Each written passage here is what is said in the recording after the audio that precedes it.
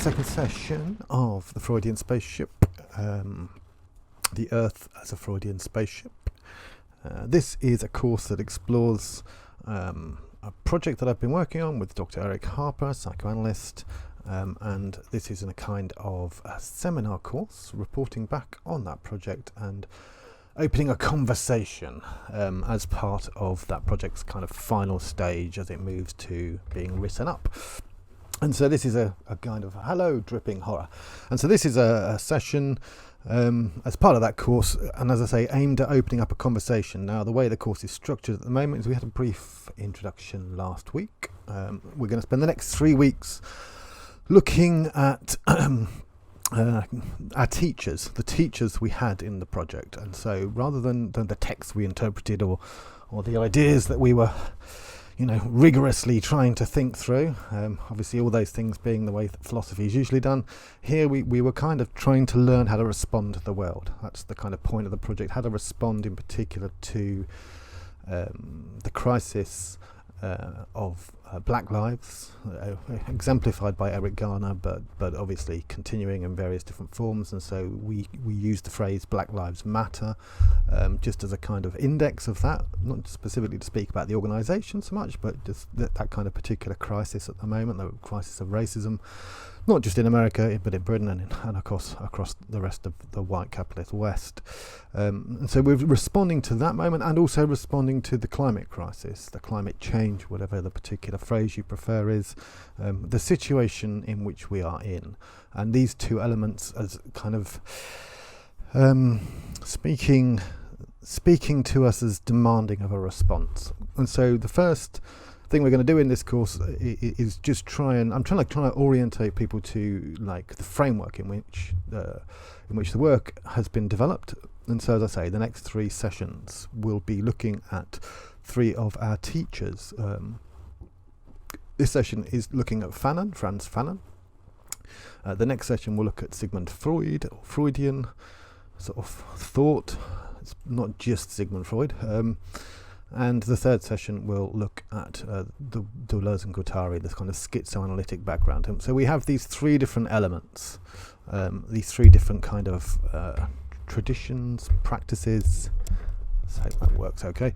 So yeah, 3 teachers. Okay.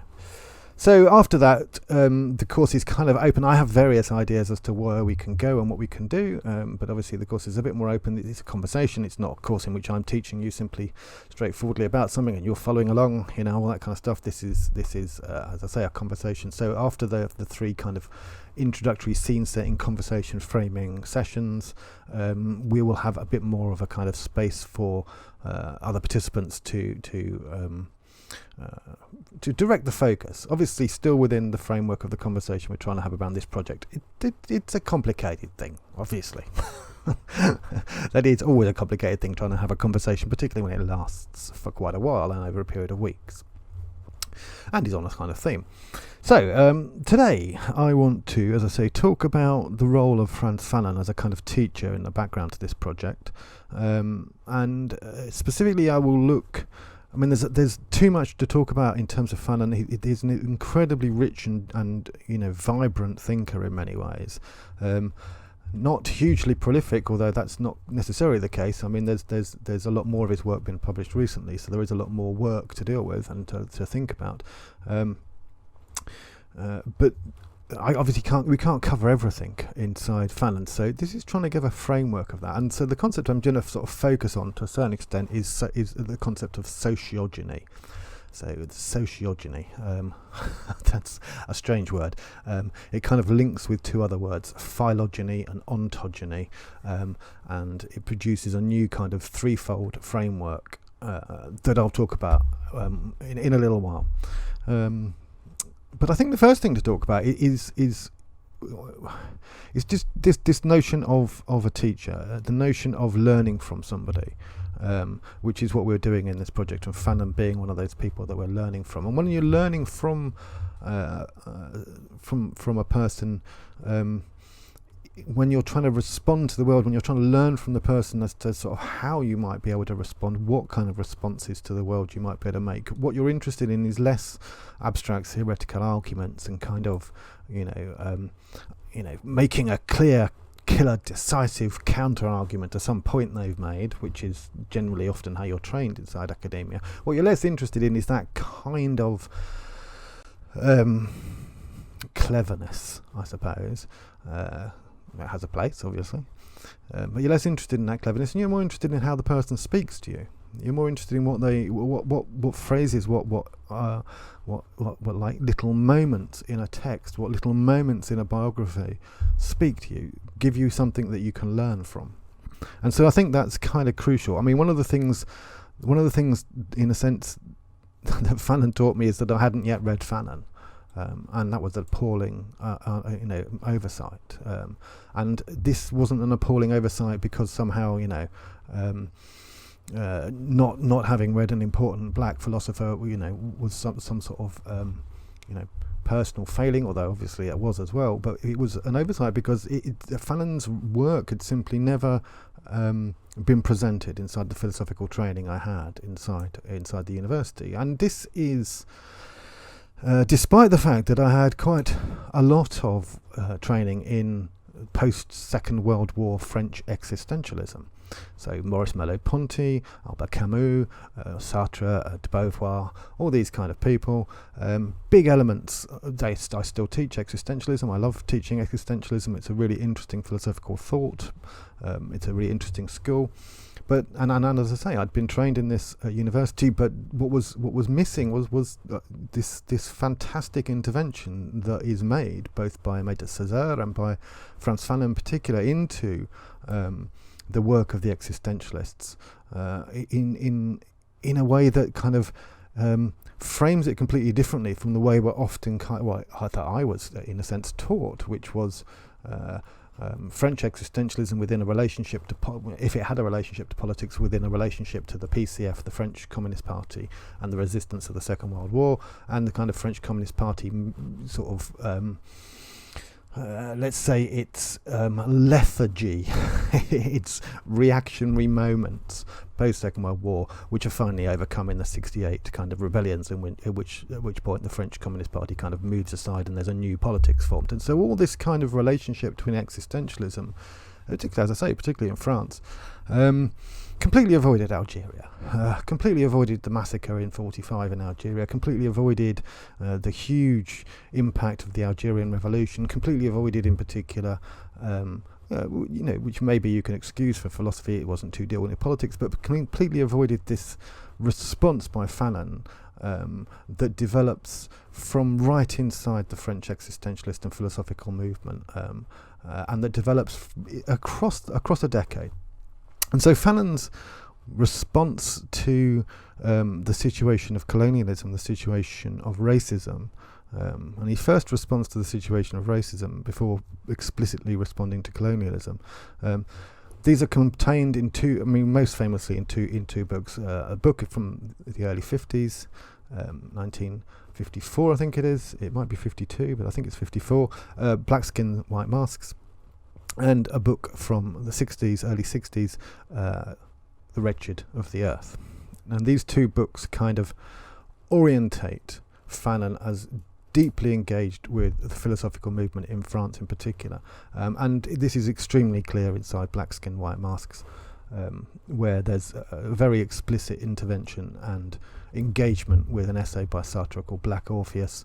And it's still clear in The Wretched of the Earth, where Sartre is writing a preface for the text.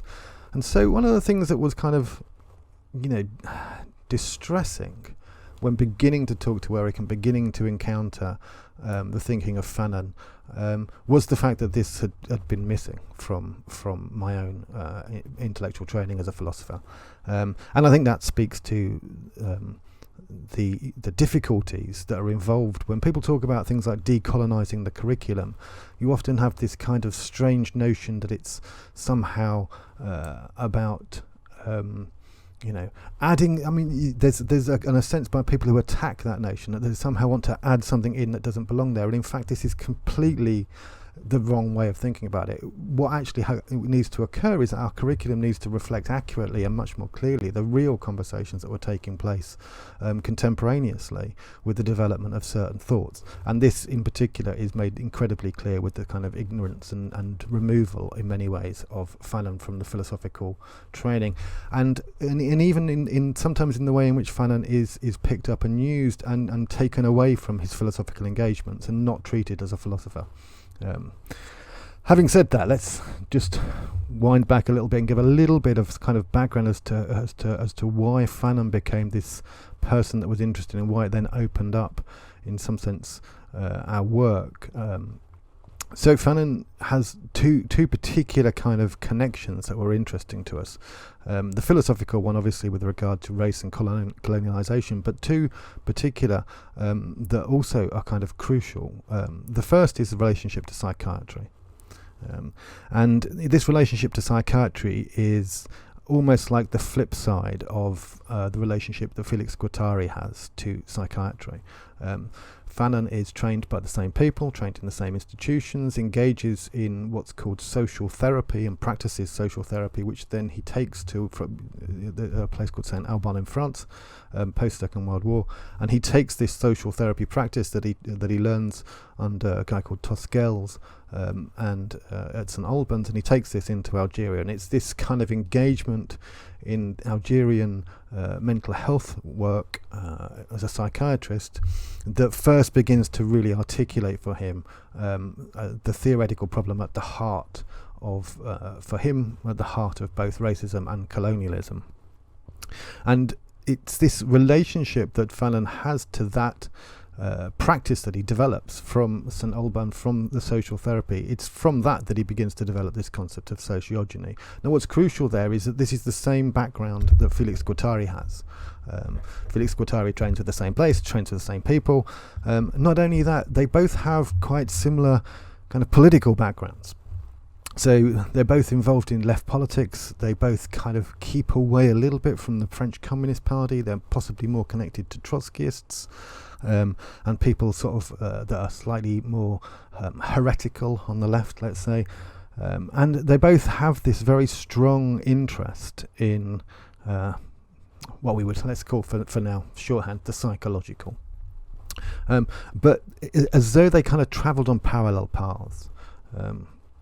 So I think that's kind of something that for a lot of reasons, you know, as we began to look at and read Fanon as a first kind of possible stop in a first possible sort of teacher in our response to the world around us, what opened up was a world of parallelisms, a world of, you know, interests that are shared, a world of trainings and methodologies that are crossing over these different networks and being deployed in different ways. And so the deployment of social therapy, which in some senses is one of the backgrounds to what will become schizoanalysis, this deployment of social therapy inside Algeria is the kind of crux point for Fanon.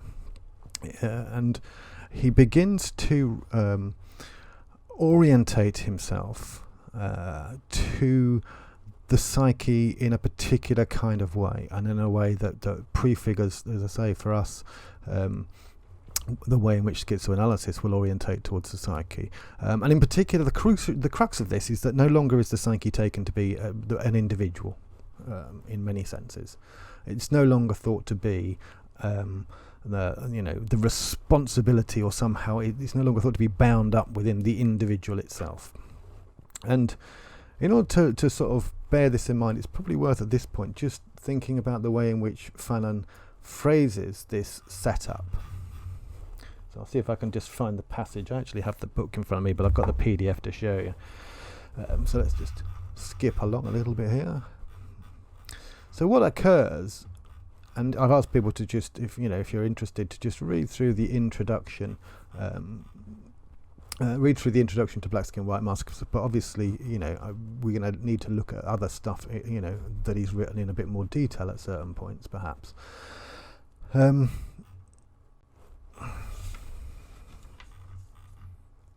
Let's just find this piece for you.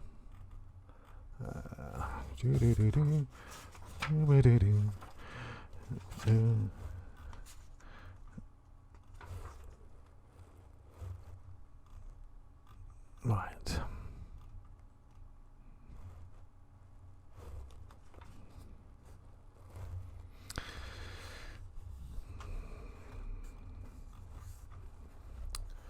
So, sociogeny. As I say, it develops out of this concept of social therapy, and in the relationship that Fanon has inside Algerian psychiatry. And so Black Skin, White Masks is writing from the perspective of Fanon having learnt and developed a philosophical concept as part of a methodological practice, as part of his psychiatric practice. And so he articulates in the introduction a situation, a description of racism in which there is the framework that's imposed upon someone, and then there's the response to the framework.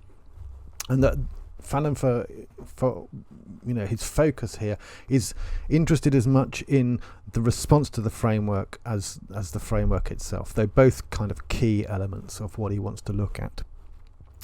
And so he's as interested in how someone liberates themselves from racism as how just as much as how racism is imposed upon someone. But these two elements aren't capable of being, as it were, in some sense, removed from each other.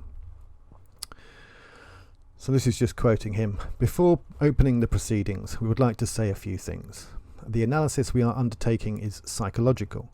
It remains, nevertheless, evident that for us the true disalienation of the black man implies a brutal awareness of the social and economic realities. So this is kind of the key element of the process of coming out of the framework, breaking through a framework, disalienation. This is the description of that. The inferiority complex, continuing with Fanon, can be ascribed to a double process. So when he's referring to the inferiority complex here, he's referring to the way in which people are kind of caught inside this trap, this framework imposed upon them, and then caught inside a series of a logic of responses, if you like, in which they are attempting to gain value from a system that is inherently devaluing them. Or removing the possibility of value, and in doing so they end up only being able to gain value as a kind of with this kind of inferiority relationship. So the inferiority complex, Fanon says, can be described to a double process: first economic, then internalization, or rather epidermalization of this inferiority. Obviously, by epidermalization we're referring to skin, we're referring to the index of racism here. And then it is where he introduces his particular sort of methodological sort of dynamic, his concept of sociogeny. Reacting against the constitutionalizing trend at the end of the 19th century, Freud demanded that the individual factor be taken into account in psychoanalysis. He replaced the phylogenetic theory by an ontogenetic approach. So that's the kind of biological thing. Now, what this effectively means is phylogenetic effectively refers to the way in which a species develops, the kind of, genesis and growth and, development of a species. And the ontogenetic refers to a member of the species, a particular individual, if you like, how that kind of species is expressed and articulated in a particular individual member of the species. And so we should, to continue with Fanon, we shall see that the alienation of the black man is not an individual question. Alongside phylogeny and ontogeny, there is also sociogeny. In a way, in answer to the wishes of Leconte and Damy, let us say that here is a question of socio-diagnostics. What is the prognosis? Society, unlike biochemical processes, does not escape human influence. Man is what brings society into being. The prognosis is in the hands of those who are prepared to shake the worm-eaten foundations of the edifice. So there's a bunch of stuff that needs to be kind of unpacked in this situation. First of all, it's important to recognise that Fanon comes from a very scientific background in many ways. He's training as a psychiatrist, he's had medical training, he uses in the course of the introduction words like lysis, which means the kind of dissolution of the cell membrane. It's a biological process that can be done chemically or physically. He uses a concept of regressive analysis, which again is a way in which you take one factor, one variable, and you change various other variables around it in order to see what influences it. And these are elements and kind of concepts that are coming out of a biological, scientific background, a biological scientific training. And so at this point, what's crucial is that as a biologically trained medical psychiatrist, Fanon is responding to the way in which that model dominates psychiatry. He's responding to that by trying to introduce a way in which biological determinism essentially doesn't operate any longer. And the way in which he does this is, as I say, by introducing this concept of sociogeny. By introducing this concept that, there is, as it were, a social origin, a gene, a genesis, a social origin or social genesis that's just as important as a phylogenetic or an ontogenetic element within a psychiatric condition, within the conditions he's encountering in Algerian psychiatric hospitals. But he also wants to do more than that. In various different articles, he explores the way in which the response to what are termed psychiatric situations is also framed and constructed. It's also, in a sense, a particular kind of sociogenic project, a sociogenic kind of framework, if you like. And so he notices and reports on the different ways in which mental illness is treated amongst the Islamic communities inside Algeria in the early 50s. In particular, he reports on the way in which the idea of individual responsibility is not present in those situations, and in which people with what would be classically thought of as mental health issues are not thought of as responsible for their issues, just as someone who has tuberculosis is not thought of as responsible for the tuberculosis. And the way in which the community, its construction, its production of this kind of concept of mental illness not only operates differently in identifying it, but operates differently in responding to it. And so the crux here is not just, and although this is very important, not just that there are different causal mechanisms that must be taken into account when dealing with something like the psychological, and not just that those causal mechanisms have to be taken into account within the specific individual, within the specific ontogeny, within the specific case history, if you like, of the person, but that the very social framework in which the person is developing, having their genesis, is a crucial variable factor in terms of what the outcome will be, what the mental health situation will be, if you like.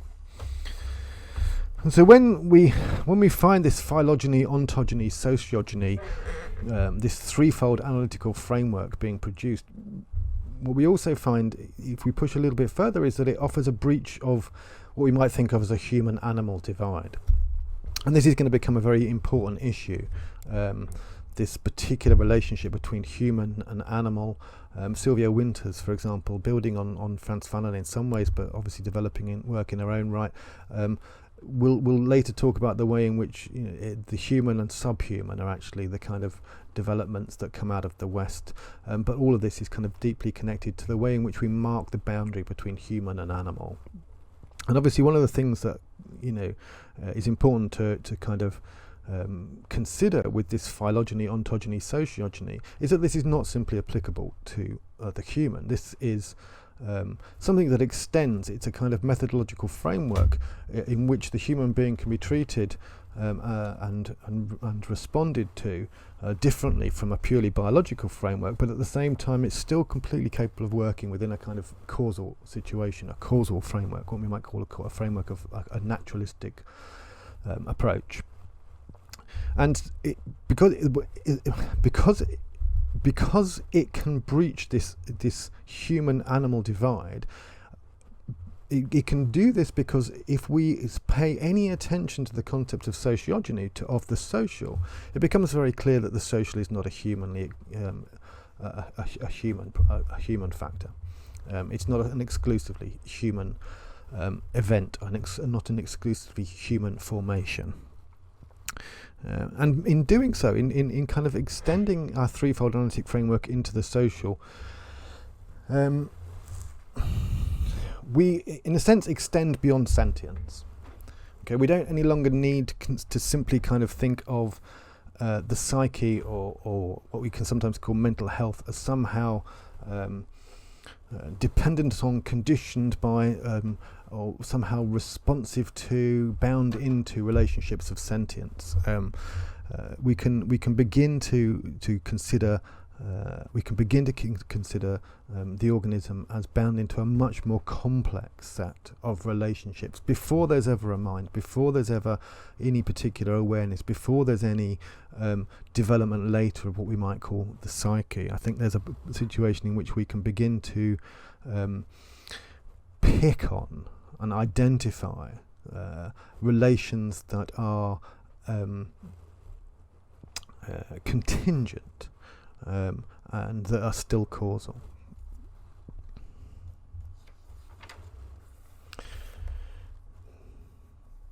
So sociology is a line of development, I think, that can be tracked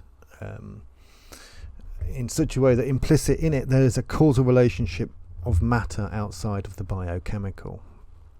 Now, for Fanon, it's also clear that one of the things that sociogeny does is prompts the response of possibility of change, of contingency, and this relationship to the social as being capable of being changed is kind of a key element that cuts across many of the philosophical responses that you might find to today's realities in some ways, or that have developed perhaps in the last 100 years, at least since Freud and Nietzsche, and possibly since Marx.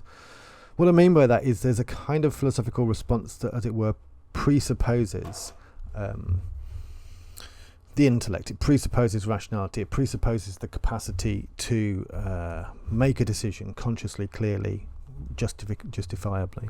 And on the other hand, there's a set of philosophical dynamics, philosophical concepts that increasingly make that seem like, at best, any response is a kind of illusion of control or an illusion of response, and at worst, it actively deceiving us, actively self-deceiving.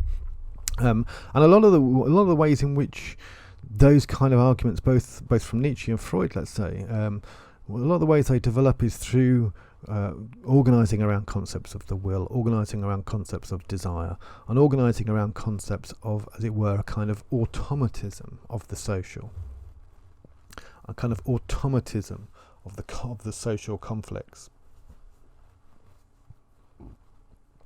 And it's on this very fine line between whether we, as it were, turn the social back into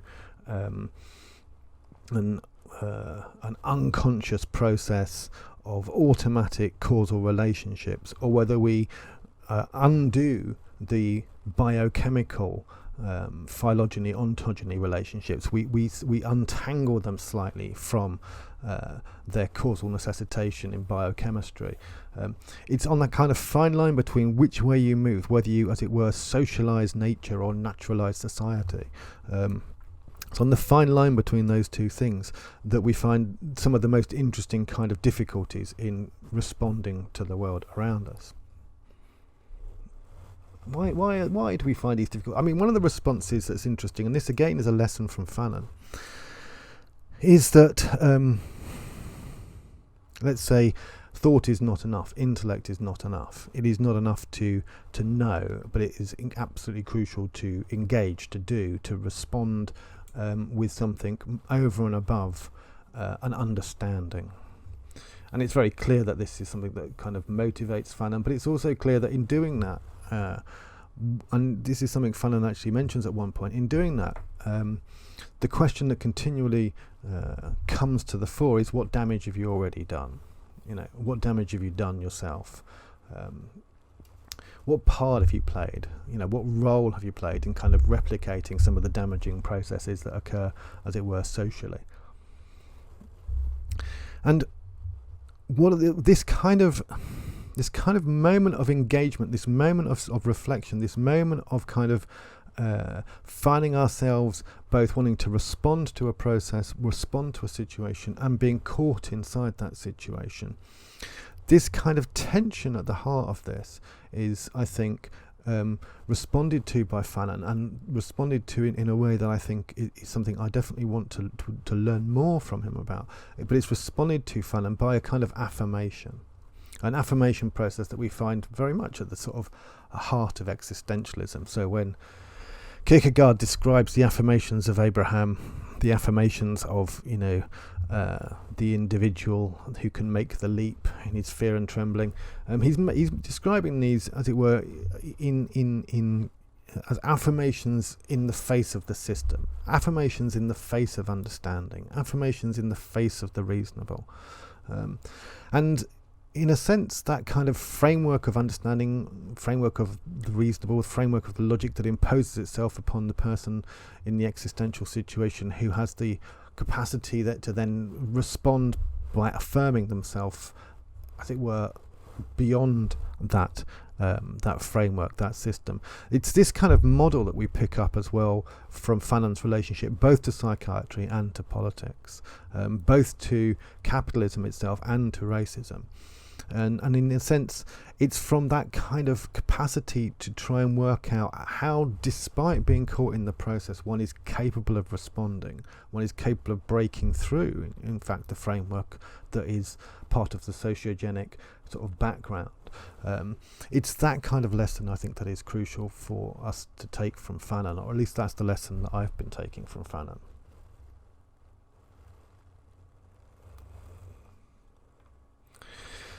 So Fanon provides us with this very interesting thought that enables us to trouble a nature, human distinction. He provides us with this fascinating way in which we can begin, as we want to think beyond an anthropomorphic perspective, whilst knowing the difficulties involved in that. And the reasons for beginning to think beyond that are given to us by climate change, forced on us by climate change. But he also gives us these very important relationships between the existence inside a particular kind of framework. So the experience of the black man that he talks about is the experience inside racism, inside a particular framework. And it's almost, what's ambiguous here is the experience is kind of, as it were, constructed and framed and given a logic by a framework that's oppressive, but at the same time is complied with to a certain extent, not out of choice. And so there's a kind of default compliance that operates. And this, I think, is a crucial kind of insight into how we can think about the world around us at the moment. How we can respond to the world around us at the moment. We describe it in the first chapter of our text as a kind of an axiom of capitalism, and the axiom is comply or die. And there really isn't any getting around this particular kind of axiom. Comply with the logic of capitalism or die. This is kind of the fundamental principle of capitalism. But at the same time, one of the things to remember here is that compliance is not. It's not. This is the logic of comply or die is not a logic of decision. This is a logic of imposition, in which the way in which people operate is fundamentally driven by the options and frameworks around them. It's not driven from inside. It's not driven fundamentally by some sort of set of individual choices made up and composed by the particular individual. It's driven by the options in front of them. It's driven by what's available for them to do. And in the situation of the colonized and in the situation of the proletarianized, the reality is that wage labour, for example, or the kind of work that is to be done, appears as though it's not an option. It appears as though there is no choice because of this particular relationship to the logic of comply or die. That's what it essentially pushes the fact that there is no choice. It's that without taking the particular route of getting the job, doing the work, buckling down, growing up, getting rid of your ideals, whatever the particular thing is, but without taking the route of buying into the society, the option isn't, as it were, to somehow buy out. The option is die. The option doesn't exist. Or at least it doesn't exist in a way that can be imagined. My apologies. A little bit of sugar.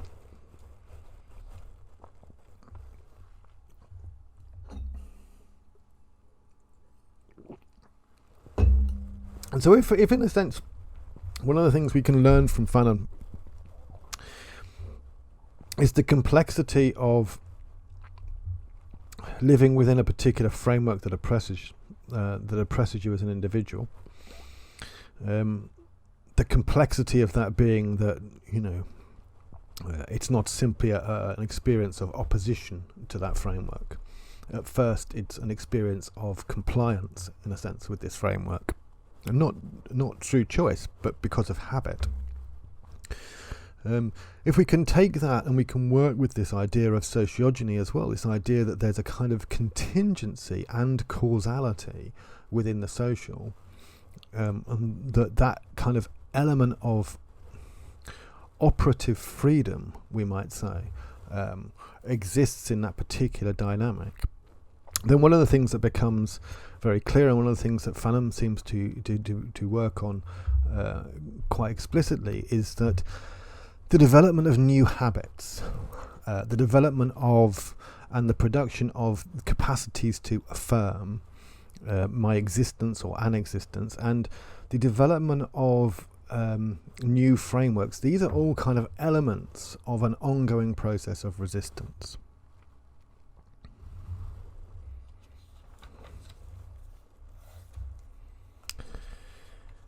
Now, one of the things I want to do, and I want to sort of just come back to there, is this element that is first, it's mentioned here as first economic. And it's the element that Fanon will discuss when he talks about Hegel and the dynamic of what's called mutual recognition and the way in which this does not work within the situation of racism. Now, this notion of the economic, this notion of this is a kind of Marxist notion, okay? So there's a kind of Marxism in the background to Fanon here. And within Marxism, classically and actually quite badly, there is this division between the economic and, as it were, the social, the economic sort of base of the society, and the social superstructure that kind of forms on top of this. And then there's a kind of separation into these two different areas, and often a determinism between the economic and the social superstructure. In fact, that's not generally the way in which it would operate. What we would think of as determinism is actually much more like a limit. So there are certain things that cannot be done and certain things that must be done within a capitalist economic framework. So rather than thinking of somehow the economic as causing ideas or causing social structures, it's much more useful to think of them as setting up certain options. setting up certain basic choices and basic ways of doing things, limits on what can be done.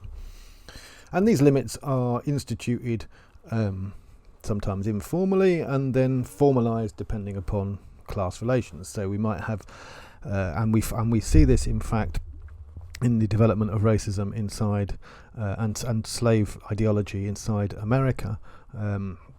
In between the 1650s and 1700s, there's a massive shift and kind of codification of different kinds of resistance, if you like.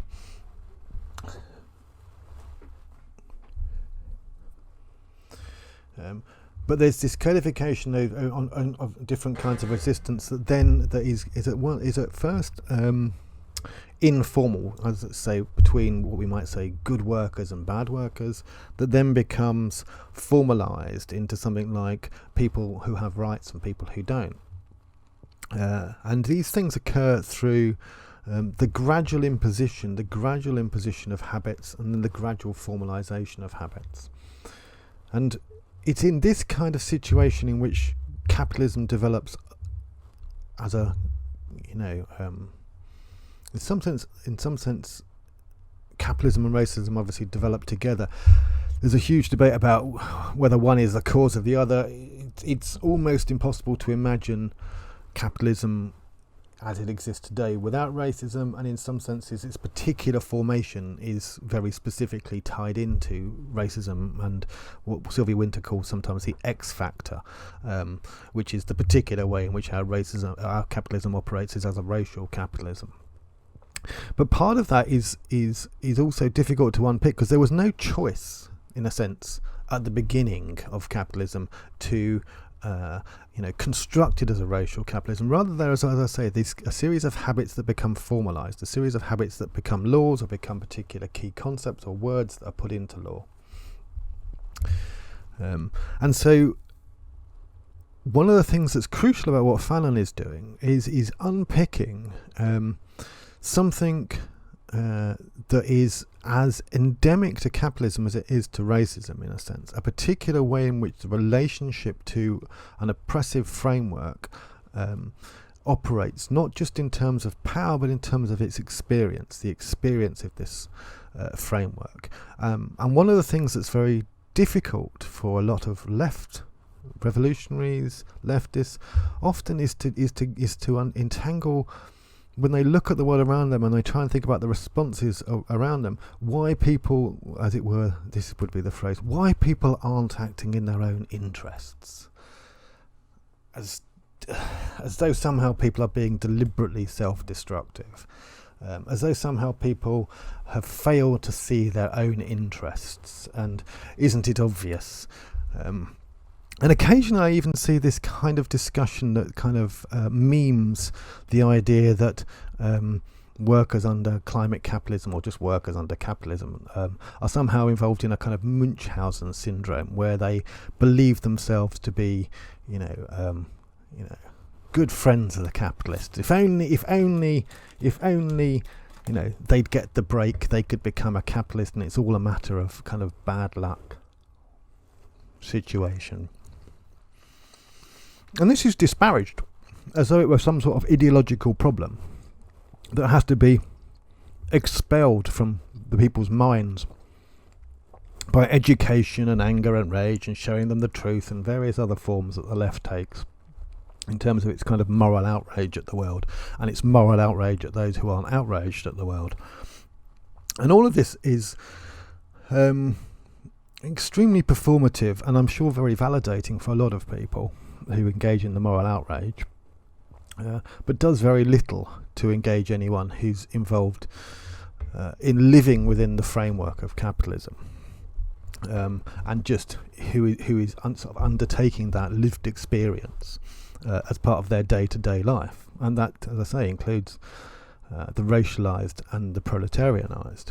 And one of the things that Fanon can offer us, in fact, is a way of understanding that experience of oppression from the inside, that experience of what it's like to be racialized and and can offer us this in such a way that we might be able to draw lessons that go beyond the individual, lessons that speak to this kind of socio-diagnostics that he talks about, lessons that speak to the way in which a sociogeny that depends upon a certain kind of oppressive relationship has to produce particular kind of habits, some of these being these ways in which people are kind of habituated into compliance.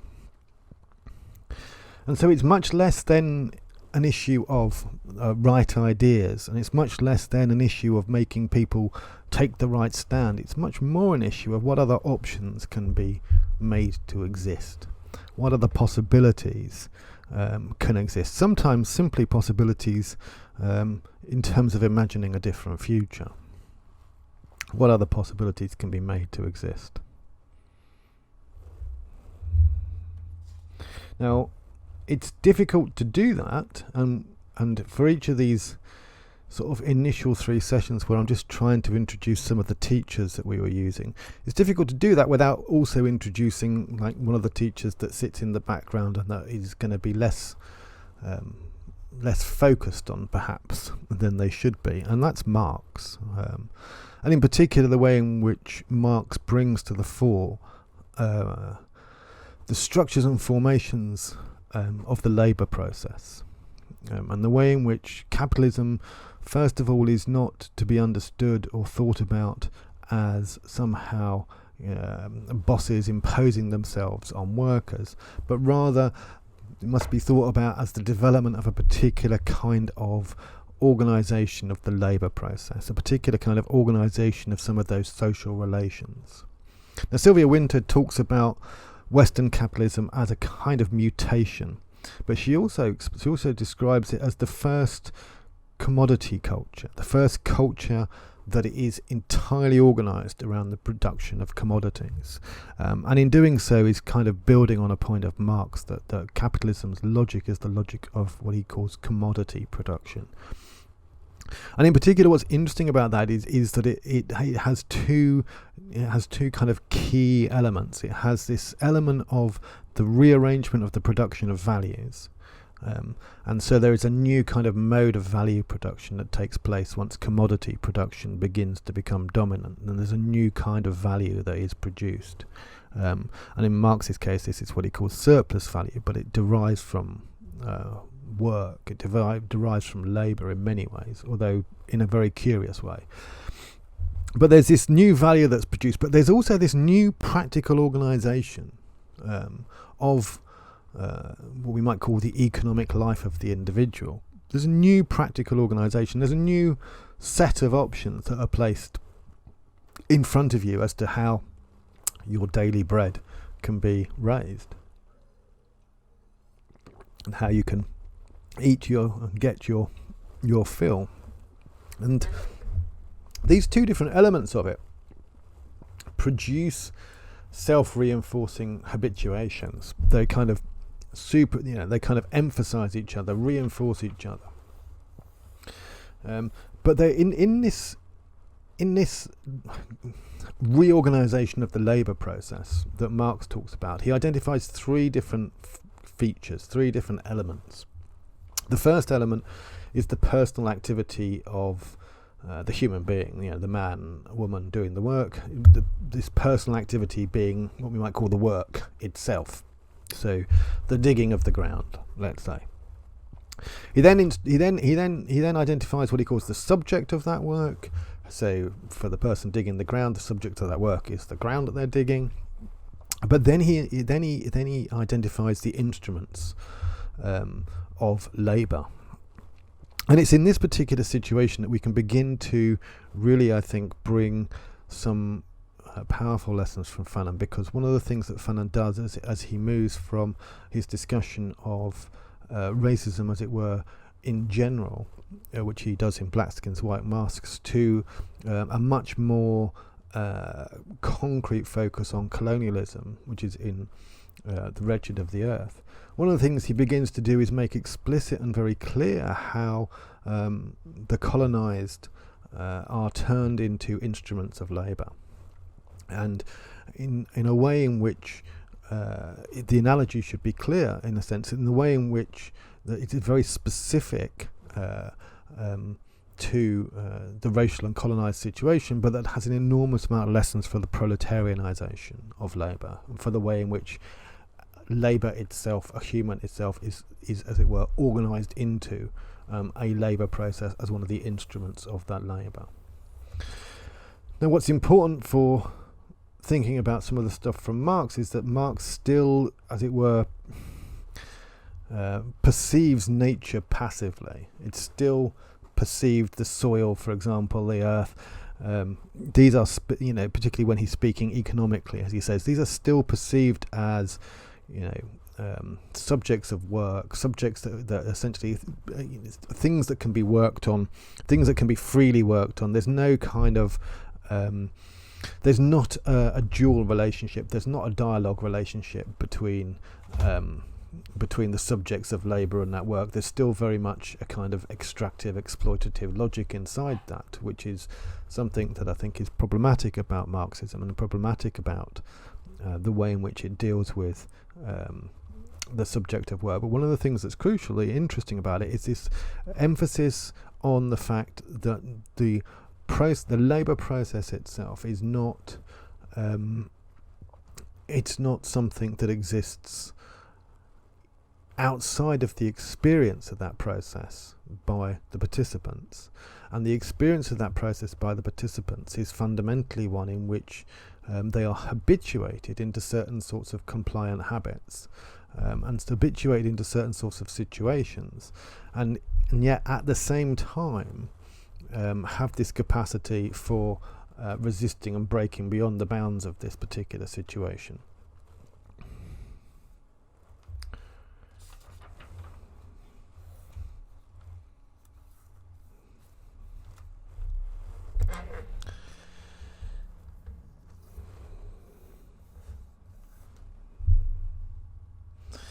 So this is just a little quote from Marx, just to sort of talk about the way in which he kind of still perceives the world as a valid, the earth as a kind of valid source of income for us.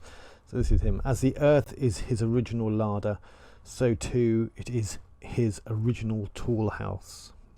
The earth itself is an instrument of labour, but when used as such in agriculture implies a whole series of other instruments and a comparatively high development of labour. In other words, division of labour and various other things that would be needed to develop. But the earth itself is an instrument of labour.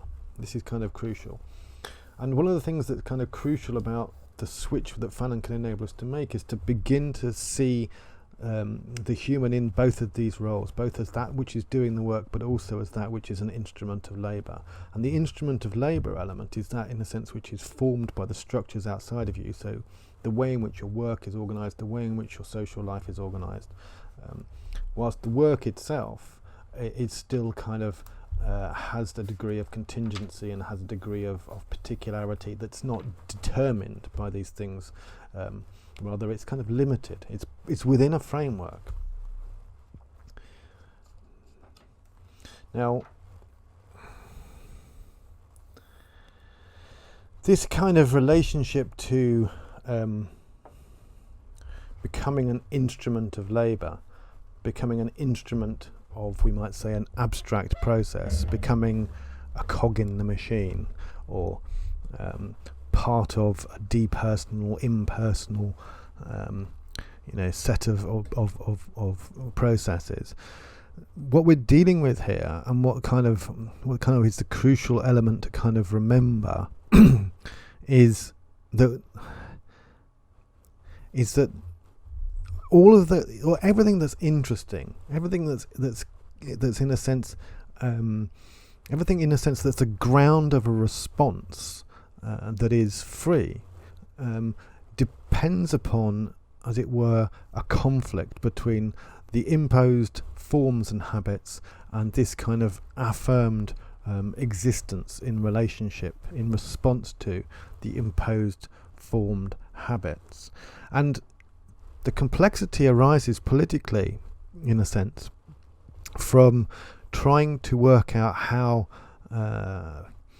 the affirmed response, that impulse to rebel, that impulse to resist, that kind of momentary freeing up from the habits and of compliance around us, how that can be sustained. And that seems to be one of the crucial kind of questions. In the same way that we might analogously think of, how a breakthrough for someone, in a mental health situation, sort of a breakthrough that enables them to break out of a particular habit and pattern that they're in at the moment, a set of behaviours or a set of responses that they're no longer happy with, how that breakthrough, that kind of step forward, how that can be sustained, how that can be supported, how that can be cared for and worked with, and they can be enabled to develop that. Because the breakthrough moment is still not yet a moment of breakdown for the society around them. And this is the tension, I think, that's kind of at the heart of trying to respond to the world around us, is not one of a kind of absolute freedom, absolute purity of response. What is the right way of responding? What's the right thing to think? What's the right position, the right decision, the right perspective? All of these kind of things. For most of us, that's going to be impossible for us to work out. And there's always going to be some argument on counter-argument process that we're going to get caught in which we never quite know which way we should be thinking, or which way the wind is going, or what's going on. Rather, the kind of crucial moments of resistance, that crucial moments of breakthrough, that crucial moments of insight that need to be nurtured, is what we perhaps should be focusing on more often, when we actually begin to feel like just for a moment we can actually see the world and we can actually feel something about the world. Just for a moment there might be a thought about a future that doesn't have to be immediately crushed as impossible. Just for a moment there might be a sense of resistance that gives us a feeling of joy, and the real issue is not then to sort of work out whether that's right or wrong or valid or good. Is actually how on earth can we keep that sense alive? How on earth can we enable that response to be developed and to grow, and how can we do that with full awareness, or an attempted awareness of the world around us and its difficulties and habits and laws of formation, without at the same time feeling like we're overwhelmed. Okay, I'm going to wander off to the seminar and see if anyone wants to have a quick chat and questions, and we'll have a natter maybe over there. Next week I'm going to look a little bit at Freud and talk about Freud's kind of background role in the project, and as I say, the week after that we'll look at Deleuze and Guattari. And if you're interested in any of this sort of stuff, as I say, there is reading in a river if you're a Free University Brighton student, and there is also reading on the Discord. If you're not, you can look at the Discord on Twitch, on my Twitch page, and you can log in there, and there's various readings, and you're welcome to ask questions there. But for now, I'm going to be starting a seminar in a couple of minutes for the Free University Brighton people on Zoom, so I will leave you here. The gorilla studies! The gorilla studies! He doesn't rap, he studies and keeps his mouth shut. Study, children, study!